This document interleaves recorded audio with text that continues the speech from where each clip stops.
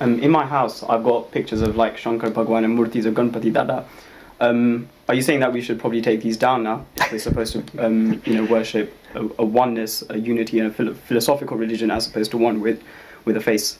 You see, here I am saying that unless you shift emphasis on a principle-oriented religion rather than a personality-oriented religion, you cannot find reconciliation between a multitude of religious worldviews as well as a secular, science-oriented worldview. I am suggesting this. Straight away, you see, from the orthodox lobby, from the traditional lobby will come a challenge saying, Mr. Lakhani, what are you doing? You're demolishing our love of God as Shiva or as Vishnu. What are you doing? What are you doing? You're demolishing everything that we can hold so dear to us. We've got images of gods and goddesses. We go to the temples, bow down, offer things to the gods and goddesses. Why are you doing this to us? Why are you demolishing the only thing we have? Look, when you have transition of ideas, it's a risky enterprise because it will sometimes ask you to throw away your crutches. These are Swami Vivekananda's words. God is a personality, the idea of religion as a super personality are crutches used by humanity. Now, do you suppose there is a disabled person or struggling, and suppose you kick his crutches away? I don't think he will be very happy with that. He'll topple over and you've done tremendous harm in the name of being kind of sophisticated. So what is the answer? The answer is this.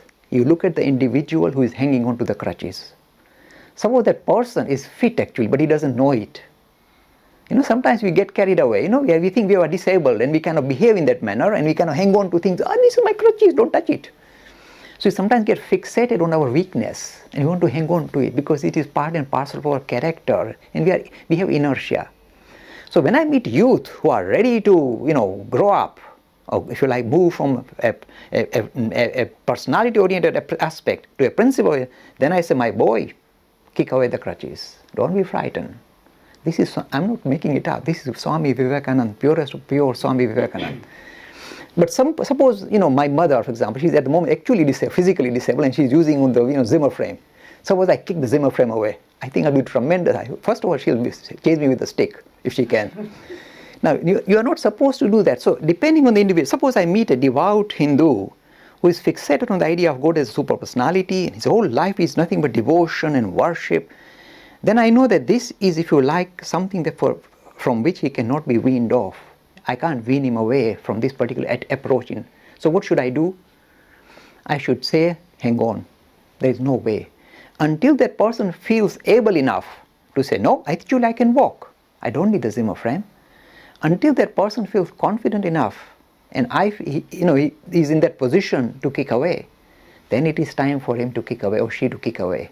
But until that time, give them that luxury. So we are in a period of transition, and it's not just Hinduism, all religions. This idea of a super personality, all of them are fixed. Look, monotheist religions, the three Abrahamic traditions are fixated on a super personality. And you can imagine why Richard Dawkins rolls up his sleeves and tears them apart. Because the idea of a super personality comes with more questions than answers. It poses so many questions, which all the issues that you kind of explore in order to bring this idea of super personality can be immediately challenged and be shown in a poor light, show God in a poor light. I'll give you an example. If you say God created this universe, this is the way they like to hang on to God, because of course everything must have a creator and the universe must have a creator and there must be a Superman called God. And we like to hang on, that's why God is so important. He's a creator God. Standard stuff for monotheism. And you go to Richard Dawkins and say, look, guys, I can explain this creation with Big Bang and evolution without reference to a God. And it's a much more solid, sound, and cohesive theory than your theory of a super personality. Because if there's a super personality, then when I look at the world appears so jagged and so cruel, especially in the animal kingdom. That means your God must be a monster. Stuart Mill, this is a major philosopher saying this God must be a monster. You can't blame him. And the major youngsters say, yeah, I know, there's tremendous suffering.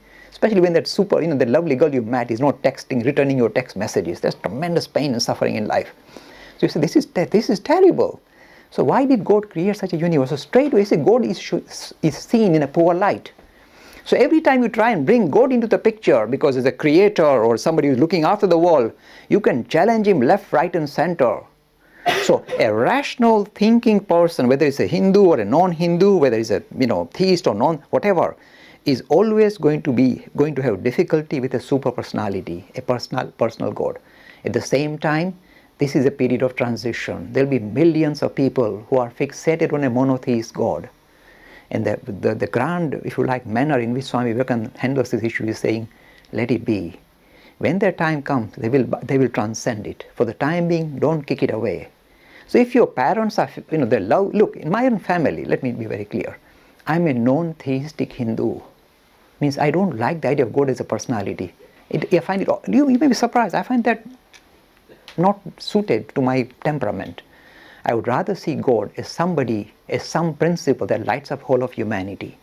So you see, I'm very comfortable. I say human beings, that's my God here.